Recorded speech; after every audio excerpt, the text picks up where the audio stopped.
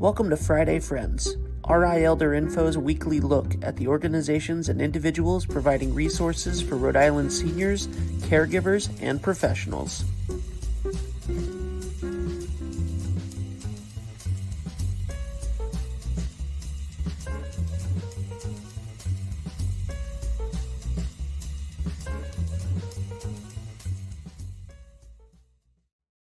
Good morning, everybody. Welcome to this fine July Friday. It's going to be a little toasty out there today, so I am glad that you are taking a moment to join us this morning on Friday Friends. It's 9 o'clock. It's Deb Burton. It's Friday Friends, and you know that this is RI Elder Info show every week, bringing you information that you or someone you know needs to know about. So please hit the like button, the share button, help us get the word out, because we're talking about some really amazing programs that are coming up that are open to the whole community. And there are a lot of people who are touched by what we're talking about. So I really would like your help to help us get the word out about what we've got coming up in the next couple of weeks. So hit the like, hit the share. Now, as you all know, we are a 501c3 nonprofit, and what we're doing would not be possible without the support of Point 32 Health Foundation and Aetna, United Healthcare, Oak Street Health, JD Solutions, Neighborhood Health, and England Studios, 321 Media, and all of our individual donors who are really helping us make this show possible and getting information out to the folks who are in need. So I am super excited today to welcome a couple of friends of mine here. Welcome Tara and Greg from Butler's Memory and Aging Program. Hi, guys. Hello. Good morning. Thank you for having us. Thank you for coming on. Welcome, welcome. So there are some really interesting programs that are coming up that Butler Memory and Aging Program is going to be doing. But before we jump to that, can you share what is the Butler Memory and Aging Program as a whole? Sure. So we are an outpatient program. We are situated at Butler Hospital's campus on the east side of Providence. And we have over 25 years experience in the prevention, treatment, and being on the cutting edge of research for Alzheimer's disease and other dementias now. So we are here in the community to educate and also share the opportunity to let people know what type of research is available here in Rhode Island, in our own backyard, and there's quite a bit. And so we're hoping that, through this education, through talks in the community, that we are able to help people kind of add to their medical toolkit so that they know if they have memory problems, that they can come to us and we can be a resource for them. That's awesome. Greg, do people have to know that they already have a diagnosis, or can they come to the Memory and Aging Program if they're just kind of curious, if there's something wrong, or if they just want to participate in research and they don't feel like anything is going on, like they're healthy? Yeah, great question.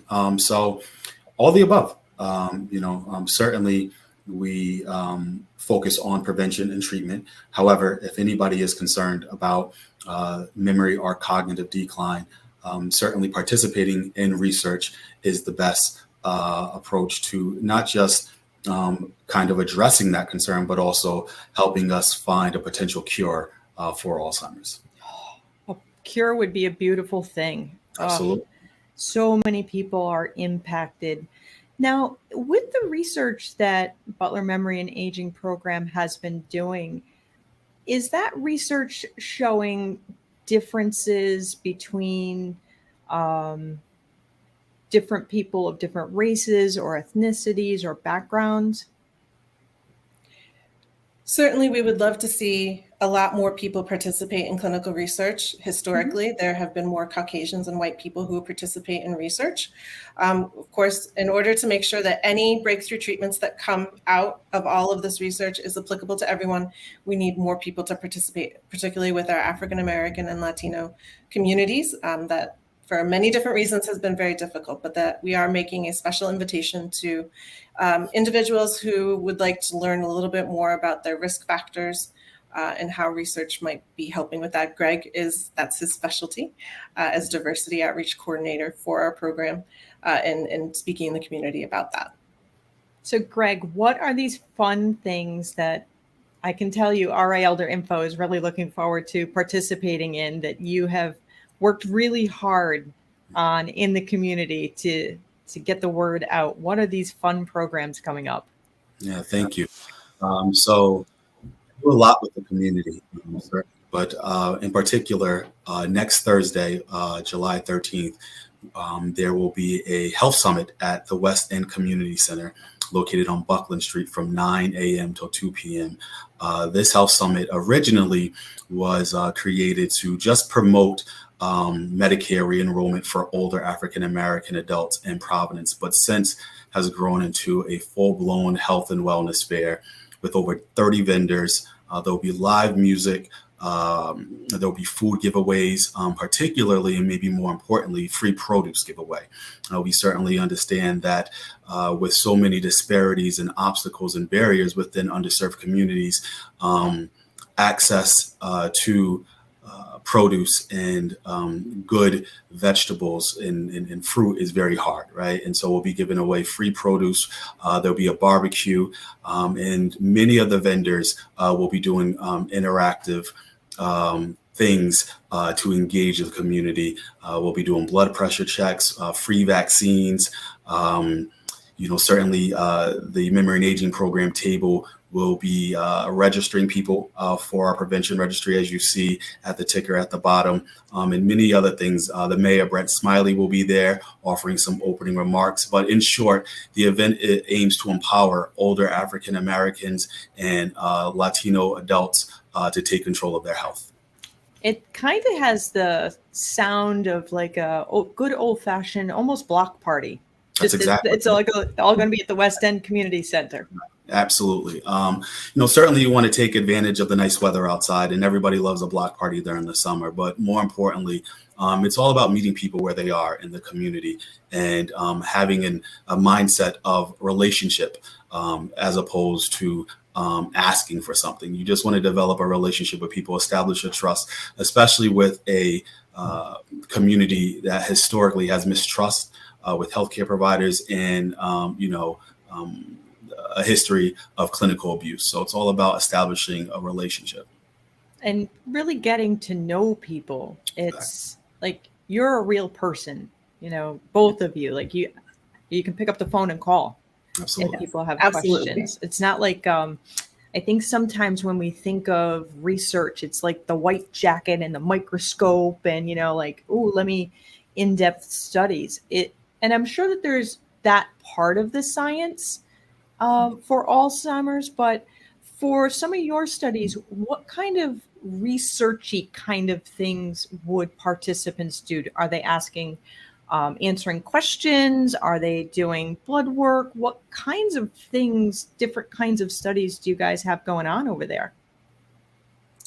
So we have quite a number of studies going on at the moment. And what you described, Deb, does get incorporated, right? So it starts off with the Butler Alzheimer's Prevention Registry, and that is a survey of questions. So we get to know the individuals and see where they might sort of match up with some of the research that we have going on. Each study has its own requirements and things, but some of the items that you might hear from explained by us to you could be undergoing blood draws. It could be undergoing retinal scans. It could be undergoing brain imaging, which could include PET, tau scans, and MRI. So that would, involve being enclosed for a little bit. So we always like to have that very personal conversation about how claustrophobic one might be.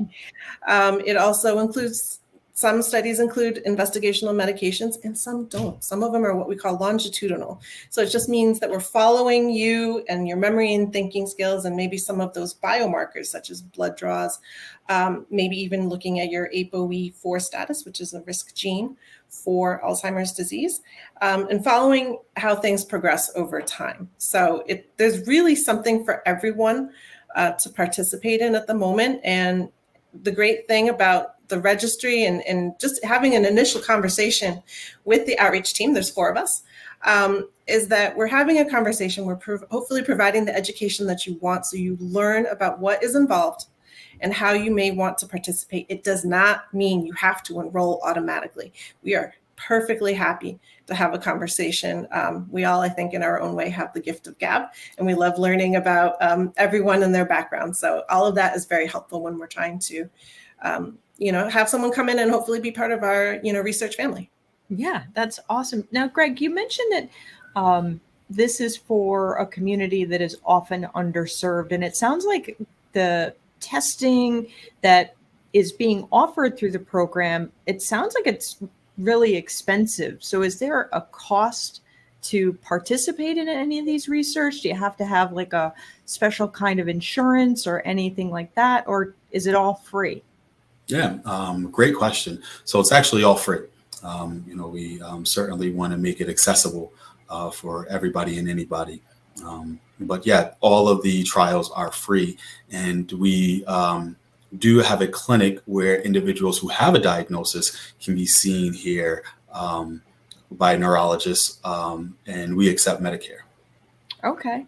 And so if somebody chooses to participate in the research and they're not sure if they want to know or not know if they have some form of Alzheimer's or other related dementias, can they ask to not be told, or do they have to find out, or are you kind of obligated to keep it confidential, or do they have to have like a caregiver? How's that work? So there's a couple different things that were kind of covered in that question, Deb. And so I think if I can start with maybe finding out maybe someone's risk factors, and I think that's what you may have been referring to. We have the ApoE4 gene that we are able to test for. Some studies require people to learn their status, and we do encourage in those situations, we actually mandate that they have what we call a study partner or study buddy to be there in the room to help support them emotionally, physically, just so that they have an extra set of ears, because it's a lot of information to take in at one time. So we want to have someone there to be supportive in that role. In terms of finding out if there's any sort of memory concern, as research and as doctors, we are all obligated to share that information. Our clinicians are obligated to share if there is a memory concern, and then a discussion would happen as to what the next best steps are for that individual, whether it's seeing someone else, maybe continuing on here under a research study where they would be able to have additional testing and things of that nature. It depends on a case-by-case basis, right? Ultimately, someone can choose to participate or not participate in any research, even if they've decided to enroll and then they get into it and they're like, maybe this isn't really for me. It is absolutely 100% someone's choice to be in or to say, you know what, this is not what I've expected, and I would like to unenroll. 100% their prerogative, and we happily support that. We just want to make sure that people have the resources that they need to get the care that they deserve. Mm-hmm. That's awesome. So Greg, if I bring Nana or Pop there to participate, is it like confidential? Is there a chance that, if we're all going to the West End Community Center on the 13th for the block party, if like me and my friends sign up, or, Nana and Pop's friends sign up, do they all go in at once and find out, or is it like one at a time? Like if people are concerned about their, having their business put out in the street, Mm-hmm. is this all like super confidential, one at a time kind of situation when folks come in? Are you talking about at the block party or coming to the clinic? I'm sorry. No, anybody who comes to the block party who's like, yeah, I want to check this out. Like, are you bringing people in groups, or are they like individual appointments? Yeah, so it's not necessarily appointment or necessarily people coming in, and I would hope people coming in groups, right? The more the merrier, right? We definitely want a large attendance. However, first, in regards to providing security and confidentiality, that is the most important, right? We definitely take that very serious, and we have a very secured network when communicating and receiving and also transmitting information regarding a person's personal history, medical history, and family history, right? In regards to potentially registering for the prevention registry at the health summit, that can be done in a private room at the West End Community Center. But certainly, we want to honor and respect everybody's comfort level and their privacy. Awesome. Go ahead, Tara. I was just going to say, like in previous events that we've done, sometimes it's just the first step is just having the conversation, getting to know members of the Memory and Aging program. And so maybe we can take like a phone number or an email address and reach out to you when it's a little bit quieter, because it sounds like it's going to be a wonderful block party that day. And so maybe having that conversation a little quieter, but just have the introduction at the health fair to start. But certainly once people come in to our clinic, it is definitely a one-on-one appointment. And we would set that up so that it would match someone's schedule as best as we possibly could. That's awesome. And at the block party, there's going to be resources so that if someone's a caregiver and they think maybe there's something going on with a loved one, the caregiver can get some information as well, right? Absolutely, yeah. The Alzheimer's Association will be there. RIL, the info will be there. And certainly the Memory and Aging program can provide advice about caregiving and even respite. Office of Healthy Aging will be there to talk about respite as well. So there will be tons of resources for anybody concerned about their health, like caretakers or caregivers. So yeah, absolutely. It'll be a plethora of health and wellness resources. I love a good plethora. And then after the block party, there's another fun event happening. Yes. Yeah. Yes, Yeah, absolutely. So later that day, from 5 to 8, there will be a showing of a play called Forget Me Not at the St. Martin de Porres. Food will be provided. I always got to make sure there's food provided. Free food. Let me just make sure. Free food. And it looks exciting because it's from Bodega on Smith. So we're very excited to partner with them on this event.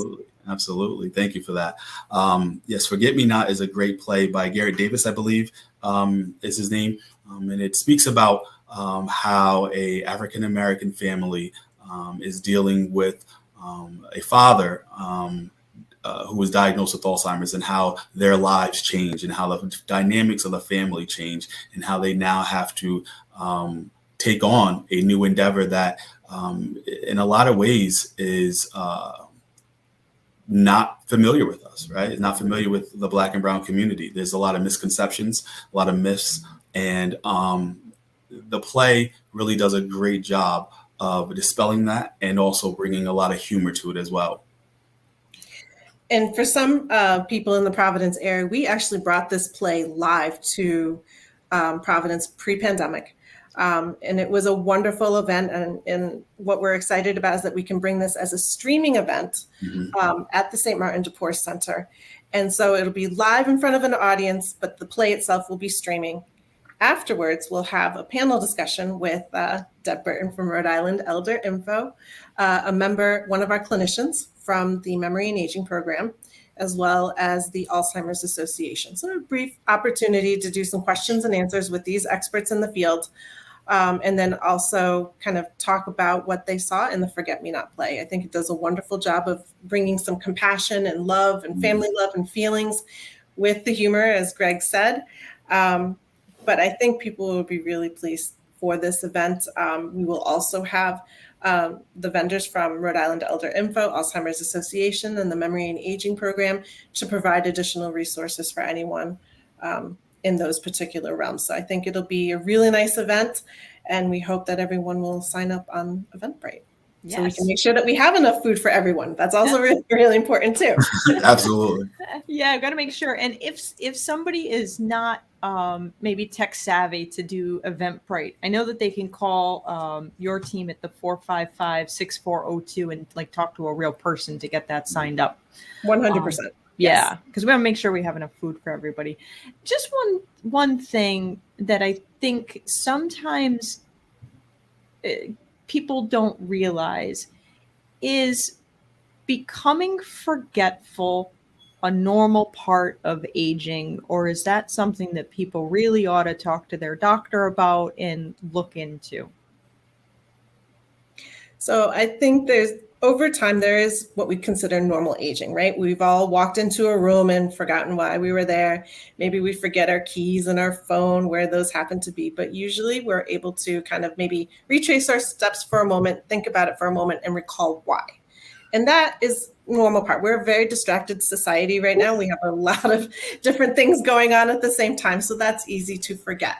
I think when we talk about this in the community, Greg and I, we're always saying, when you forget maybe some people in your family that you normally see at every Sunday dinner, if you forget what the purpose of keys are, that might be something. If you're getting whatever your normal is, and there seems to be a decline repeatedly. Once in a while is one thing, but repeatedly, and other people are noticing it, you're noticing it, then that's something that you should be bringing to your healthcare provider as a concern.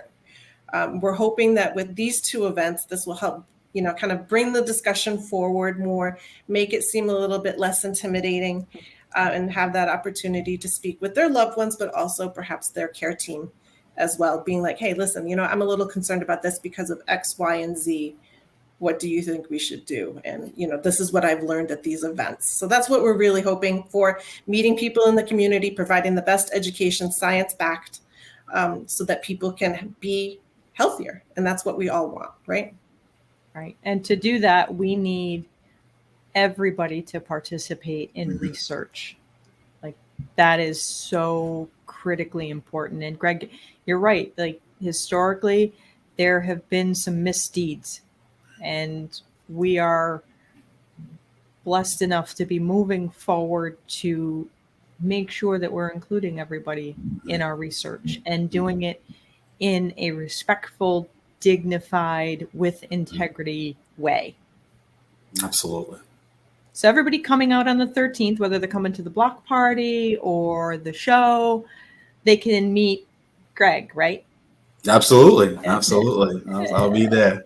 Awesome. So they can come, at least shake your hand, introduce themselves, say hello, get their questions answered. Tara, You're going to be off at a conference. I will be, and looking forward to bringing back some great information from AAIC to share with the Rhode Island community, and really excited. I think there's going to be quite a bit to share. You guys are awesome. I'm really looking forward to next week. It's going to be super exciting. And Again, where is the block party, Greg? West End Community Center on Buckland Street from 9 to 2. Awesome. Thank you guys so much for coming on. I appreciate it. Thank you for having us. Great to see you. Everybody, I am really looking forward to these events. The block party is going to be amazing. It's going to be such a wealth of resources. Please come on out and say hello and join us for the Forget Me Not play taking place that evening from 5 to 8. We're going to have free food. Make sure you register because we want to make sure that we have enough food for everybody. And you can do that just by calling the 455-6402 number and letting folks know that you want to come. We want to see you. We want to see you if you think everything is fine. We want to see you if you think something's wrong. We want to see you if you think something might be going on with someone you care about. We want to see you, period. We want to get to know you. We like you. We want you to come.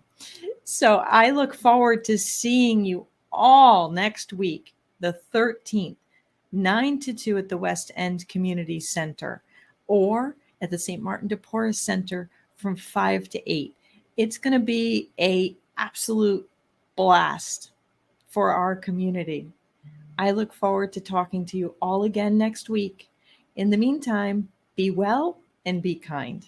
If you liked this video, please follow us on social media and subscribe on YouTube. For more information, visit rielderinfo.com or call 401-585-0509. If you have any questions, email deb@rielderinfo.com.